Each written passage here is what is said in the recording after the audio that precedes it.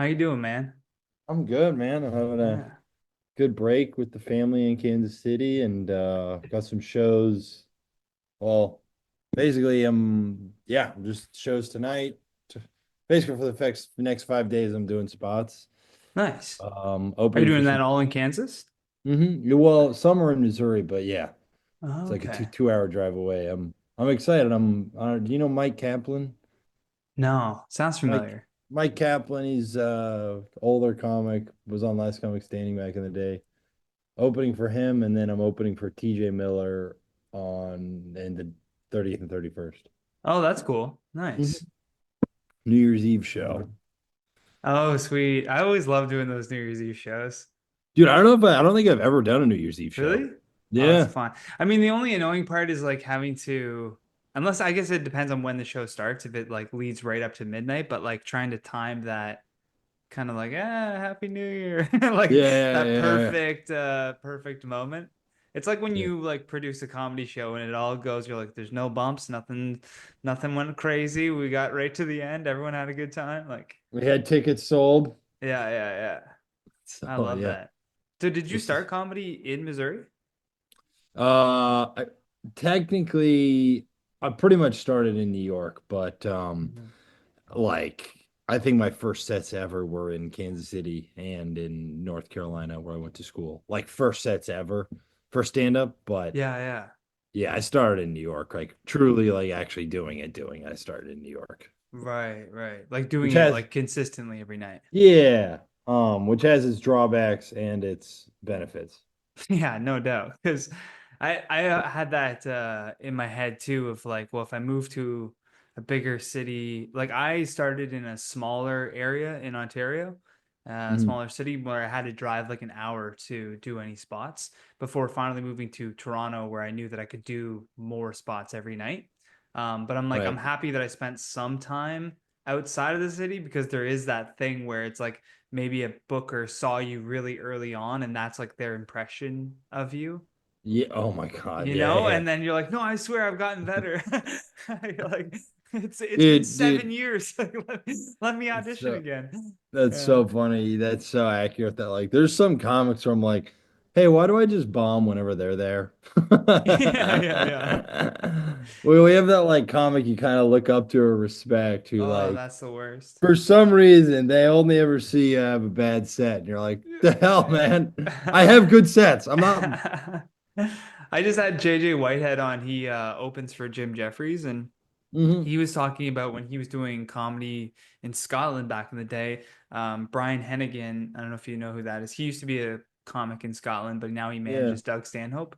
Oh, wow. He was at this like bar show or whatever, and JJ had been having really good sets, and then he pissed off this group of firefighters who were like literally gonna try to kill him, like they were trying to find him, and Oh they my. had to, as they're like shuffling him through the kitchen to like hide him from these like angry firefighters. Brian Hennigan's holding a drink, and he goes, "And I heard you were good." That's That's like that has to be the worst possible. Like he was like hoping to do well in front of this comic, and that's his lasting impression of him. I'm like, that kills me. and I had heard you were good. Yeah. Guess not. Yeah. As he hides That's on a fire escape from these crazy firefighters. The that's irony of all psychotic, that. dude. Yeah. That's Well, like how bad was his set? We're like, oh, it was like so I guess Scottish people really don't like English people, and so he called them a bunch of English cunts, and they got really upset, but he thought he was just being like cheeky, like, "Oh, we're just, yeah, I don't right, mean this. Like I'm a comedian on a right, stage at a comedy right, show. right. Like what could possibly go wrong if I say this?" He said the one thing. He literally said it was their N-word, if you will. Truly, like it was like the one thing that like so they're like, all right, you called us British. We have to kick your ass now. Yeah. Like, what That's the so fuck? funny. That's hilarious, man. That's some Ali G. That's like Sacha Baron Cohen having to like there's like stories he's told on podcasts and stuff about like having to have security escort him through a underground tunnel at the end of Bruno because he pissed Oh off my God. Yeah, the no yokels kidding. so bad. So it's like that's like a stand-up version of that. I'm like, oh my God. Yeah, yeah. Uh, When I asked you about the one word, did anything come to mind for you? the one word to describe me. You or like something you're passionate about or thinking a lot about? I just want there to be something behind it, you know? Yes, the one word I would say conviction. Conviction. Nice. I don't think I've had that before. Let me write Yes, thank God. You don't want to come that. on the Johnny Rogers show and be a hack. You don't want to be repeating words on this I show. know, I know. I'm like comedy. Yeah. Jokes, funny. Are we live? Podcast. Are you recording this or is Oh this? yeah, I'll cut in like Oh, okay. somewhere in here. Yeah, I just want it to be like I used to do like big intros and stuff before, and then it just sets such a weird tone to like, okay, now we have to be on, Yeah, I you know, agree. like it gets the conversation just feels different. So I That's so usually fun. just start. Yeah. That's how it is when in stand up. If you just talk to people off stage, it'd be very normal. But when you're holding a microphone and then asking questions, the answers can become like so much weirder. Yeah, yeah, yeah. It's because of the stakes or just like they're like, oh no, this now has like a like we're scared aspect to it because oh no, we don't want to say something embarrassing. Do you know what I mean? Yeah, If you were yeah, yeah, just if off totally. The stage you were answers like, become different. how'd you two meet? Where'd you guys meet? They'd be like, oh, we met online. Like, there's Yeah, no pressure. Like, and then because you're mostly gonna be like, okay, cool. But now there's this dynamic of I might try to embarrass you in front of this whole audience, like that's based on what true. you say. And That's like true. it's so easy for the comic to do that. Like all they have to do is just repeat what the person said, and for some reason that gets a laugh. You met on Tinder. Ah! Oh, That's yeah, crazy. you are right. Like 50% of crowd work is just saying their Yeah, response yeah, yeah, totally. back and that is so funny that's such a unique quirk to stand up, just saying their response louder Yeah, for through the everyone to microphone. hear Yeah, yeah. through the microphone does get Everything a becomes laugh. more embarrassing no matter what you said. That's so funny. That's so funny. There are some like clips of comedians, everyone's posting every little moment of every piece of every show now. Yeah. Myself included, which anyone who's listening to this, the great Johnny Rogers is always helps me edit clips and stuff, which I Yeah, I appreciate. guess we could apply context to this too. Like we met through Fiverr of all fucking Yeah, places. I know. That's so random. But when you said you were a stand-up comic, I was like, please be good, please be good, please be good. Because I have to watch these clips back and I was like, you're great, man. Like you're so fucking Yeah. funny. Like you have really good jokes, like an Oh, actual perspective and like thanks, good man. punchlines, good crowd work even too. You Yeah, don't now just you're repeat just back what they say. well, yeah, sometimes. But now I'm convinced Johnny's just saying that so I keep hiring him to edit these clips. Not that these are like, not that I'm like, dude, these Yeah, gigs are yeah. amazing, bro. Yeah, yeah, of And course. dude, you're so nice with it because like I'll be like, I want to post like one clip a week is now where I'm like, Yeah. make it reasonable, don't put any pressure on it. But Johnny is dude, I don't know why I'm talking to you like you're not here. Dude, Yeah. you're so nice because you'll be like, dude, I can't get to it tonight, but I'll be back Friday night. Is it cool if I get it to you Friday night? And I get that, and I'm like, dude, you don't have to like I'm not like Friday at 10 p.m., dude. I need the I clips. need Like this now. you can have a life. Like I'm not paying No, your no, health man. insurance. I work. It's not like, Yeah, yeah, yeah. dude, I'm giving you 200 grand a year. You got to get the Yeah, no, yeah, this yeah. you get to it Saturday afternoon or Monday Yeah. afternoon, Yeah. it's very reasonable, but I'm If not I gonna have like it, call you. I can't relax, dude. It doesn't matter what it is. I think you know what Yeah. it was is like I used to work in the social media area, like where it was like just content producing. So I worked for Same, yeah, yeah. a YouTube studio. I worked for a YouTube studio for like three, four of Okay. their different channels, just making Uh-huh. content for them, like top 10 videos and shit. And it was like, have the video written, filmed, edited, and posted by this time today. And so I got on that like Yeah. routine of like I can't relax if I have something editing work that I have to do. I'd much Yeah. rather get it to you, have you be like, fix this, and this, and then have the time to do that instead of like at the final hour, here it is, and then there's all these revisions. Yeah. Well, now I'm gonna start sending you clips, and I'm gonna write. You You have got a 10 minutes. deadline. You have 10 minutes to do I'm gonna this. call you Saturday at 1:45 in the morning. Johnny, where's the fucking clips, man? Uh, Coffee's for closers, dude. that would be a that would be a great fucking comedy sketch too. Just like a Oh boss man. over a Zoom call yelling at an editor over crowd work clips, like for pretending to be like, as a comedian, sometimes you have to be an executive. Give me the Yeah, fucking clips. yeah. I put on a full suit to do it, just so Yeah, you yeah, know. yeah. Whenever I Classic. shoot you an email, yeah, pinstripe suit, and Yeah, I yeah. gel the hair back, and I'm Um, like, cause it, yeah. no, no, go ahead. No, I was gonna ask you. I also worked for one of those like content factories. I worked for a news company. It was called Now This, and they did a ton No of way. I've online. copied a bunch of your videos. Oh yeah, yeah, of course, dude. Dude, I I would worked like for to. I'm. Inform Overload. It was like a Oh different like wow, celebrity news, whatever. So anytime I yeah, saw like a Now This story, I'd be like, well, it's doing well on Now This. Let's post it on ours. dude. That is a metaphor for the internet. Is just everyone copying everyone, Yep, totally. and going. Hope it works for me, which is kind of also even in stand up. I mean, like even as we joke, but like. Why do I put random crowd work clips up? Because I'm told I have to, and Yeah, it worked for somebody. it worked for somebody. And, I'm trying to get over the hump of like, just do it. It's part of the job.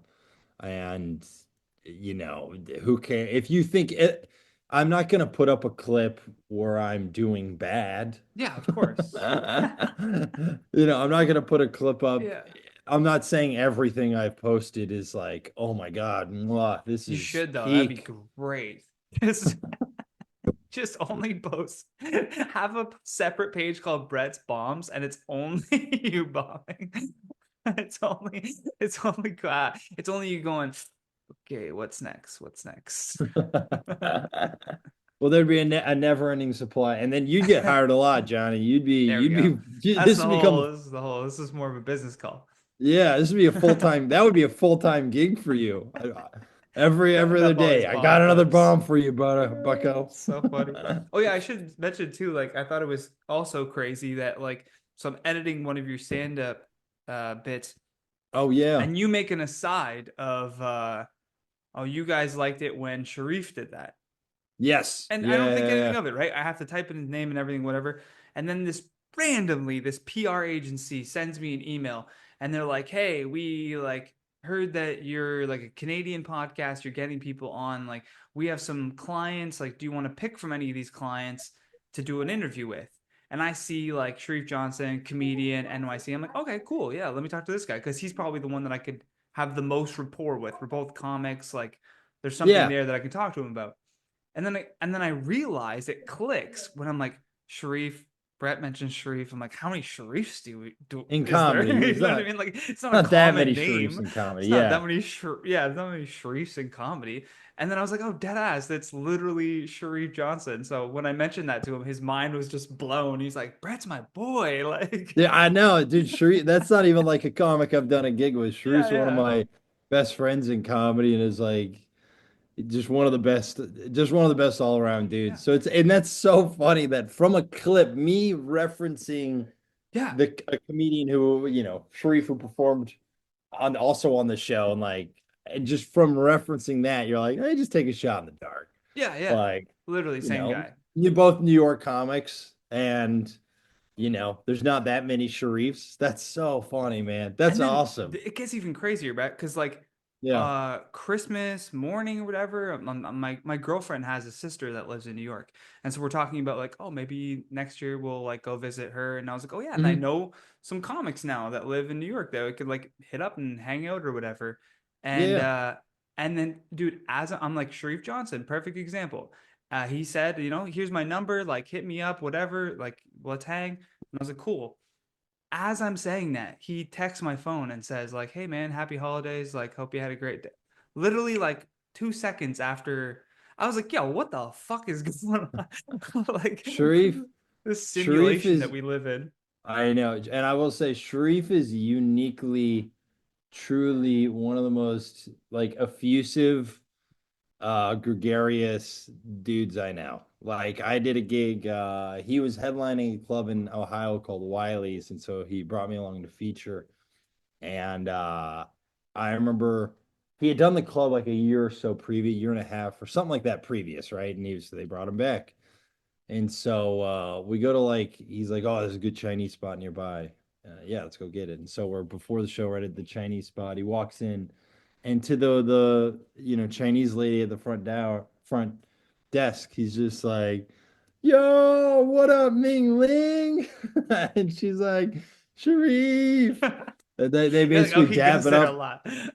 No, and that's the thing. He'd been there once or maybe twice on his That's so last trip crazy. over a year ago. Yeah, And then yeah. they start chatting it up. And he's not just like, how's it? He's like, how's your daughter doing? Is she still in studying econ or whatever? And I'm like, That's is this guy great. the mayor of the world? Is Sharif just, I Sharif wouldn't be needs a, surprised if he just joined this call suddenly. You're like, how do you know about but the Zoom? yeah, he needs a sash that just says comedy mayor. Comedy But mayor. the thing is I've seen people in comedy who are they're like friendly because they're lizards. They're friendly because Mm, they know it's careeristically advantageous to be friends with people. right. And Sharif is not that. Sharif is actually prime example. He's not trying to get a comedy gig at this random Chinese Yeah, yeah, restaurant yeah. front Totally, desk totally. lady. He's not like if I use that relationship, then in 6 months I can ask to do her. No, he's that's just who he is. The big So Chinese restaurant gig.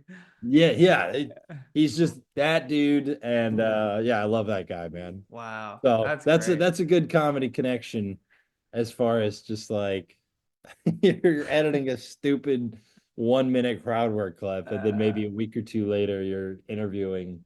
yeah, and totally random, like just some PR agency, and I interviewed like another guy named Yeah, Oliver Colt too, who had like a really cool life in general that I was yeah, like, man, I gotta talk to this guy and find out more about him too. So that's weird, awesome. weird the way things work. I wanted to ask you why conviction? Why was that like your one word? Yeah, I think I think conviction is the one word I chose because I think it should underscore everything you do in terms of like self-expression and putting yourself out there. And to be clear, I don't feel maximum conviction with again, crowd work. I'm not like, dude, I feel conviction in this Yeah, yeah, 40-second clip of me saying you're a doctor. That's crazy. yeah. But the bigger projects I'm working on, I feel a lot of conviction for. And I think the scripts I either write or co-write, or the plays I Yeah, am you did a involved play with in. Dane Cook, right? Yeah, we're working on a thing. Me and Dana and myself are working on a project together for a Christmas Carol 2. It's a script I co-wrote with my mom, Oh, that's and great. we Is her want name to. Carol? Her name is Swilla. Oh, that'd be great. But yeah, I think you need to feel that with everything you make, because if you don't feel conviction in what you're making, then what's the point? Oh my God, there's nothing And worse than watching something when the person looks like they're checked out. yeah, Like yeah, and it's audiences can tell when you don't oh believe. I've done material that works or has worked a lot in the past, but in the moment, you're not bringing that feeling of like belief to it. And audiences can sense like, oh, it just isn't fully connecting because in that moment, you're not making the audience feel like you connect with this material. right. Um, Like so it just happened to you. yeah, you want to make it feel like every bit you do just happened to you. At least that's the goal. Yeah, there's always this I was talking to Ron James, who's like a big Canadian stand-up comic here, Mhm. does lots of theaters and whatnot. And I was telling him, I was like, yeah, I did this joke, and the first time I did it on stage, killed. And the second time I did it, didn't do as well. And he's So like, oh true. yeah, he's like, at Second City, we call that the second show blues. There's this energy for like the first time you do it. And you capture this like magic, whatever, of you're So telling true. this joke for the first time. You're so excited about it, right? and then you Yeah. do it again and it just doesn't feel like the same anymore. And I think that's the magic of comedy is like that trying to make something feel like you're telling it for the first time. 100%. Dude, that is such a real thing where you do a bit and you're like, oh, I got a great new bit to build Yeah, off yeah. of. You're like, this might be my best one yet. And then you do it again, and it just, why does it, comedy is a constant game of like, it's a constant game of being humbled. Oh And yeah, yeah, just totally. like, you just get humbled constant in the best way. And I'm not even saying like, oh, you just eat shit constantly. I just mean like, even that. Oh, that bit crushed the first time, dude. Now I have another 2 minutes, and then you do it again, and the audience is like, this is fine. It's all Why right, I is that a guess. thing though? Every comedian has had that Yeah, experience. yeah, yeah, Every totally. single comedian, from the biggest of all time to, you know, someone who's done 20 open mics. Or and there's also that thing too of never throwing out material.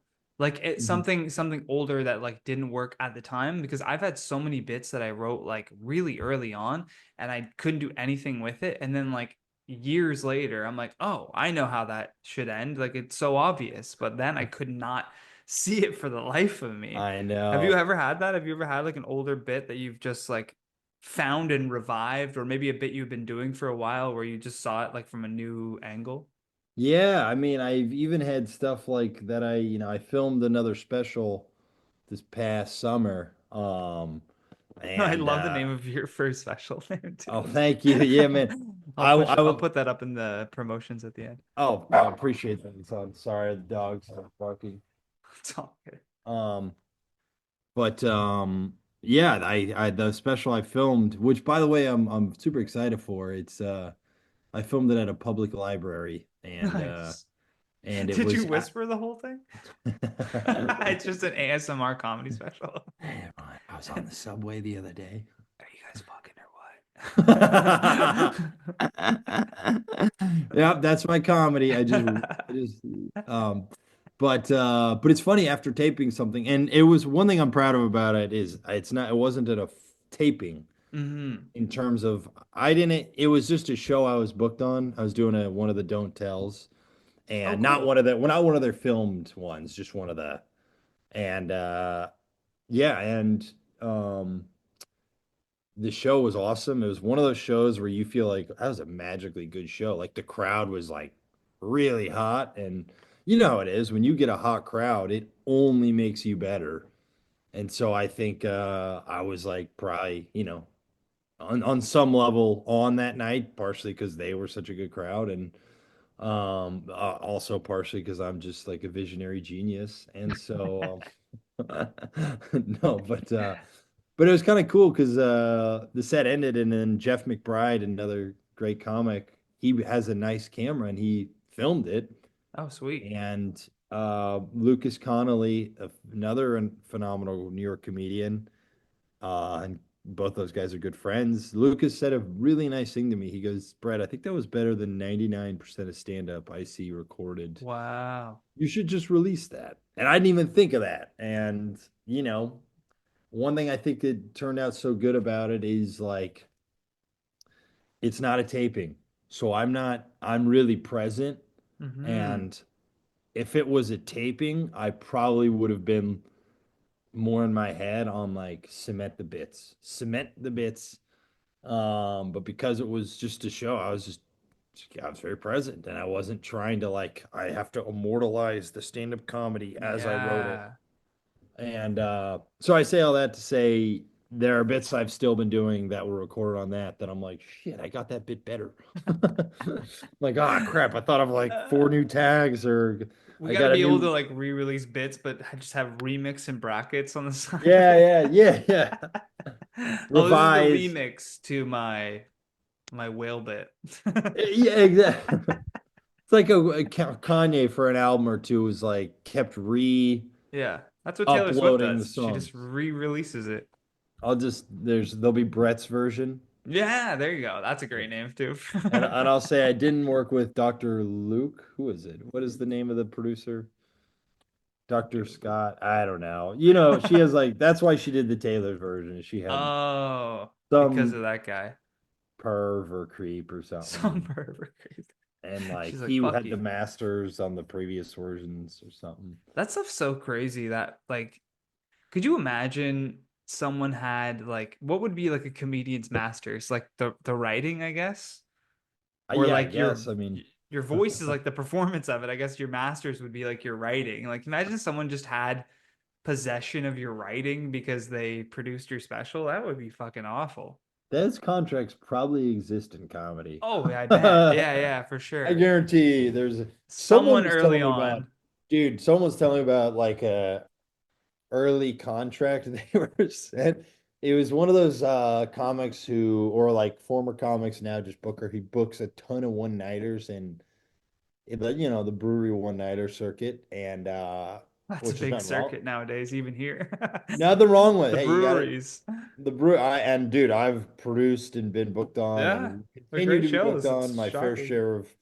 I don't care, but this is one of those ones in New York. They're like, it's like, I'm just doing this. Pay is shit, and so people are like, I'm just doing it for stage time. And so my friend got sent the contract to like do a run of them, maybe like 8 shows, and he saw that this. It's one of those people who's just like so untrustworthy and slimy who runs it. And the contract didn't just say like, this is what you'll be paid and blah blah blah. It also had a thing that said like, I will own 10% of your future revenue from comedy. Of all future revenue from comedy. And Unrealized gains. you're like, I don't think that's legally binding. I don't think you could just put like That's I insane. do 8 brewery gigs that probably pay like $100 to $250 a piece. Like that implies that these you don't understand. These brewery shows are going to make your career. This is And where, I want a bit yep, of I want a piece of that because I helped you. yeah, right. This exposure, Uh, performing in front of I at should start doing best, that for the podcast. dude, Johnny, You're don't on I the don't. Johnny Rogers show. Give me a little piece. Give me a little piece of that scratch. Every gig, not even comedy gigs, I'm like, oh, I did a Yeah, moving gig. Here's yeah. here's the money I owe you, Johnny. Can't trust that Johnny Rogers.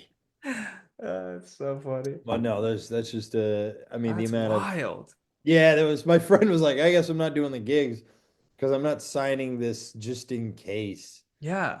this guy tries to like, but you can't, that's like, I don't know law. I'm not a lawyer, but I'm like, you can't just go, you signed it, now it's binding. You That's know some what I shit mean? that like Elvis did. Like I think Bill Burr has a good bit about how Elvis is like the perfect example for anyone that wants to be in entertainment.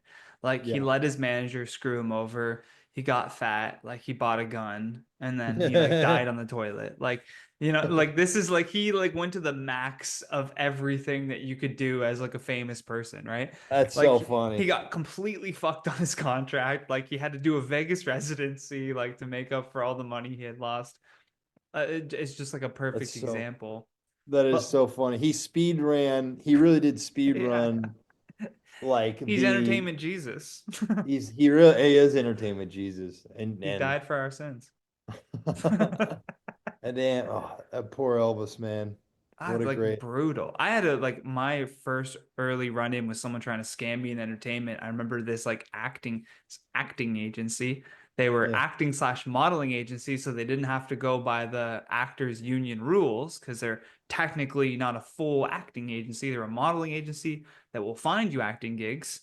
So They're like, funny. yeah, you great. Like, yeah, great. Like, we can get you on this agency and start sending you out to stuff too. You just got to come to these classes that we offer and and you also have to get like a portfolio of photos. You're going to need a portfolio of photos, but good thing my daughter is a photographer and it's just $1,000 and I was like I'm getting rinsed here, like there's no way any of this is legal, like what the fuck. Oh my God. Yeah, you'll send me on auditions, but first I have to pay 2 grand. Yeah. Before I make any money. It's like, no, that's not how it works. I've never That's, even been part of an agency, and I know that's not how it works. I don't think you just pay them money and Yeah. I don't think like, you get paid till I get paid. I was like, that's what I said to her, and I was just like, okay, bye. that's so funny, man. That's yeah, everyone's trying to get one over on everyone else. The verb I call it getting New Yorked. I now Oh, use New York as a verb, and to me it it means to means scheme, robbed. to rob, to scam, to scheme someone. Yeah. You know, like I got oh, he freaking New Yorked me, dude. I got New Yorked, but my landlords are the landlords are the kings of New Yorking people. Yeah. It's like so I that's my new favorite, you know. God, he just freaking New Yorked me. What brought you to New York in the first place? Like, was it to do more comedy? Was it for a Yeah, different reason? it was just for stand up. It was Wow. I knew it was the best city to try and get better in at comedy, or at least I thought it was. So New York is a city that I think is in some ways the best city and in some ways the worst to pursue and do comedy. And there's the most amount of comedians here, but there's also the most amount of stage time. The drawback is there's some of the stage time is not quality stage time. And I don't even know if some of the stage time gets you better at comedy. I think some of Hmm. it just kind of like makes you feel like you're doing it, but are you really? Like, you know, doing open mics for just comedians, is that really where comedy happens? You don't really get any performance chops from those gigs. You don't really know how to work a room from those gigs because there's Hmm. you're not. You're just doing jokes for comedians and they have different taste and also aren't even a good barometer because they're just there to do their stuff too. And so it's not even like you're like, oh, that is definitely funny. I got something there. Hmm. You'd So have yeah, to really that's be the judge of that. yeah, and so that's why I say like in some ways the best, but in other ways it's like being a comedian in a mid-major city, um, or a smaller city and just like being in your scene, having your scene, and you know, in some mid-major cities, the open mics get audiences, Yeah. and like you're like, that's a show where I'm, that's a show, Yeah. uh, Yeah. Totally. and like you know, I was laughing with a Kansas City comedian a week or two ago because I was on there was another Don't Tell comedy show here, and he was telling me how like oh yeah that open mic that doesn't really get at the club it doesn't really you know audience members don't go to that, and I was like I think that's how you know a city's starting to make it when the comedy open mics aren't attended by real people Yeah. Yeah. because it means there's enough stuff going on where some people just Yeah. try Yeah. and stand up isn't Yeah. That's not a not great night out for you. that's not There's yeah exactly there's other things to do. yeah because I remember years ago in Kansas City an open mic would have fucking 50 to 80 audience Yeah. at it, not even just like people came to watch Oh, a friend. dude, I used to do a monthly before they closed down. I used to do a monthly show at a Mexican restaurant, and it was slammed every time because there's nothing to do in Ottawa. In Ottawa, Ontario, Canada, it is a government city. There is nothing to do. There is no, if you want to go watch a sports game, you got to drive 30 minutes out to where the Oh arena wow. is. It's not even in the city. Wow. So it's like if there's anything happening, they're there. They're like, we need like some type of entertainment, whatever it See, is. people say that, and then I've done. There are people like I did shows in Alaska this past summer, and it's funny because people are like, "Oh, you're gonna sell so well." There's nothing going on in Alaska, and then You're like, some shows didn't sell that well, ah, and you're for real. like, even when there's nothing going on, the Yeah, city is like, we would rather yeah. do nothing We'd rather than. stare over at Russia than they're just standing on the edge, like looking into the distance. It's pretty Uh, wild doing the Alaska shows. I did a couple military bases and driving to one of them, it was like 6 hours from Anchorage, right? And wow. so it's out there. And when I was driving, I couldn't believe this. I drove by the Alaska pipeline. What's that called? Is it called the Alaska pipeline? I don't know. Do you know what I'm pipeline I'm not talking I'm about? not privy to pipeline knowledge. I can Google it. Trans-Alaska Pipeline. Ah, okay.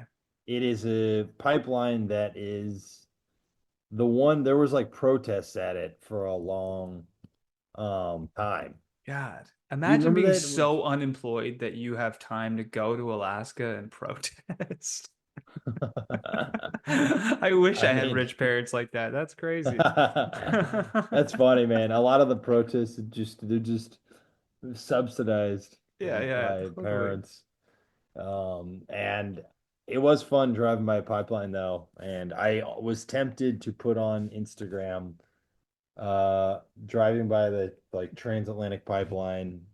Should I fuck it up real quick with a photo, a poll, yes, no. FBI would be at that door. Dude, that was what better thoughts Uh, prevailed where I was yeah, like, yeah, yeah. You're like, is this a huh, criminal offense? maybe I don't need shouldn't make a joke on social media on my Uh, way to do a military yeah, yeah, duty. yeah, yeah. They're like, they'll just arrest me there. Yeah, they'll be like, oh, this is perfect. Was that Instagram joke for 100 people on your Yeah. story? Was that worth it? Oh my God. So, That baffles me too, is the amount of people that just say shit on like Twitter or in an God, Instagram comment like nothing is gonna come back to them one day. dude, You know, like people it's overshare. psychotic. People overshare. My brother sent me a comedian, not even, I think he was a comedian. Anyway, a fella put on social media, like, I just had sex with a guy with a huge dick, and it wasn't the most comfortable thing. Does anyone have any advice on dealing with a large member? Put that on just social, That's and insane. I'm just like, I he I wasn't even like writing something that was like, all right, this is like an attempt at a joke. Yeah, yeah, this is It was gonna just be like hilarious. you're just crowdsourcing to anyone who follows you. Yeah. It wasn't like he Googled how to deal with a large member. It was like he posted, I need advice. And just to everybody, anyone who follows Uh, you, family members, yeah. friends, work friends, just like, Anyone why can see post that? that. Yeah, yeah, yeah. Anyone can see that. I Just I thought about making a photo book of just insane tweets from 2020. And yeah, so I was like taking screenshots of just insane tweets whenever I saw them, and I just sort of fell off. I didn't really go through with the idea because I was like, what if I get sued by the person that I'm, unless I blank out their name or whatever. right, right. But this one kills me. They just tweeted this woman. Pro tip: if you are exposed to mace and or tear gas, do not masturbate even after you wash your hands several times. This is not a joke. I'm suffering. I was like, man, 2020 was wild. People forget. It's like a fever dream. Oh, that's so funny, man. The internet has receipts. I've learned that lesson the hard way several times, Yeah. Johnny. I've learned after I've been maced not to masturbate. That's the first thing you think about after getting maced is I'm Of kind of turned on right course, now. I know, because you were being a creep, and I washed my hands several times. It should be fine. I use Dove. What the? Yeah. They That's clean so oil funny. off of ducks. Like, I don't get it. Have you ever had to edit clips for someone you think is brutally unfunny and you can't say me? Uh, let me think. You obviously don't say a name. That would be not No, okay. no, that would be horrible. I think I have once. Not brutally unfunny, but just kind of like I just did. Sometimes like I've gotten to the point with comedy and with even like watching movies, like where I've done background acting in movies, and you kind of like the magic is just gone. Like now when you watch something, you're looking at it from that angle. You can't just like Right, embrace yourself sometimes. Sometimes I can, but sometimes I'm like, is that a boom mic? Like you know right. what I mean? Like, or, but it's the same thing with comedy. Like, I know I've done it for so long where I know all the ins. I'm like, I know what you're doing. Like, like when you can like call the punchline before it's like come up, that's when I'm like, okay, Yeah, you yeah, know? comedy, yeah, it can sometimes ruin some of the magic for you. Yeah, where you're like, Uh, I'll be like I've said this to my girlfriend before too. I'm like, just because I'm not laughing doesn't mean I don't find it funny. It's just I'm like I can look at like a well constructed joke and be like, that's good. I really enjoyed that. you know, but like I'm just appreciating it. I'm not gonna have the same visceral response that an unassuming drunk audience member would have, but Right. like just looking at it from like I'm typing everything out, I'm like, oh yeah, yeah, that's good joke. Just totally like Yeah, yeah. It's blank like, face wow, on it. you really ruined the magic of it for you. Like, Yeah, it's incredibly funny. that That's is that is probably the funniest thing I've ever heard. Just not a laugh, not even a giggle. no Uh, expression of joy. yeah.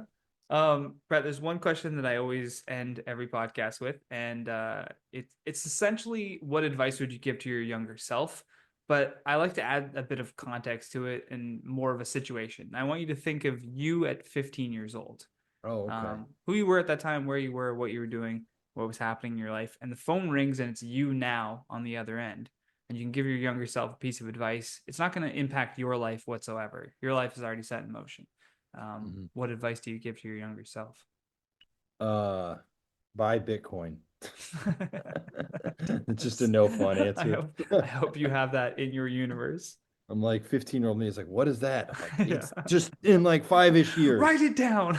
Write it down. Just trust me. It's a thing. It's just no, for like advice I would give. Wait, what was the caveat to the question? It was advice to your younger self. Just give advice to your younger self. It's not going to impact your life whatsoever, but it might change theirs. I would say don't be so hell-bent on well, at 15, I wasn't yet thinking I'd do comedy. Although I did like writing. I would just say put less pressure on yourself to succeed. I think a younger version of me put a lot of pressure on myself in various fields, not comedy at that time, but in like I used to play a lot of soccer, and so I put a lot of pressure on myself. And I think when you put pressure on yourself, it makes you not experience the joy of the thing you're doing. Mm-hmm. And once you don't have that, you're not as good at the thing that you actually can do or like to do. That literally anything where performance there's a form of performance. If you put pressure on it, you take away the joy, and then you're gonna perform worse because you're in your head or you're trying to get the result. You know, how many times have you had a set that you're like, I gotta kill, and you go in with that energy, It's the then you worst. then don't have a good set, or it's like Uh, it's mediocre because you were like trying to like get the result. yeah. And those sets where you go in like loose and like reminding yourself like, oh, this is just about having fun. And so I think yeah, just don't put pressure on yourself. Just enjoy life and yeah, things will work out if you work hard. So yeah, I would say that. I've definitely, had a bit of a whiplash. I don't know if you know that movie, but Yeah, yeah. a whiplash like mentality, which is like, this corny, and you're in your teens, so it's corny. You can say it, but you're like, I don't want to be great. I want to be a great. That Yeah. type of thinking, and you're like, dude, you don't need to do that because there are some dreams I had with comedy I didn't or haven't achieved, and now I look at where my career is at, and I go, I actually don't want to achieve those previous dreams. In some ways, even though I'm not like a landed, I'm on my Yeah. way, and I have some things that have been able to afford myself a living. Uh, some of those previous dreams aren't even, I'm like, I don't want that. I'm like, I have more independence with my own life. I control almost all my own time and not all of it, but a lot of it and most of it. And yeah, so don't put Which, I pressure on mean, that's all yourself. you can ask for, man. Like to be able to have control of your own time, I think that to me is making it. Like not really like having someone say you have to do this time from this time to this time you have to be here and you can't leave. That's you Right. don't have control over your time at that point.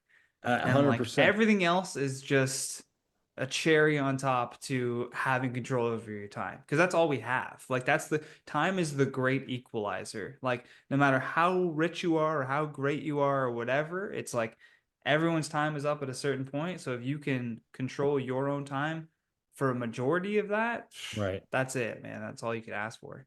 Dude, 100%. No one has, that is true. No one has more time in the day. It's the one thing that is equal. as Yeah. far as like I got 24 hours, Bill Gates is 24 hours. Some other random dudes got 24 hours. It is totally equal in that regard.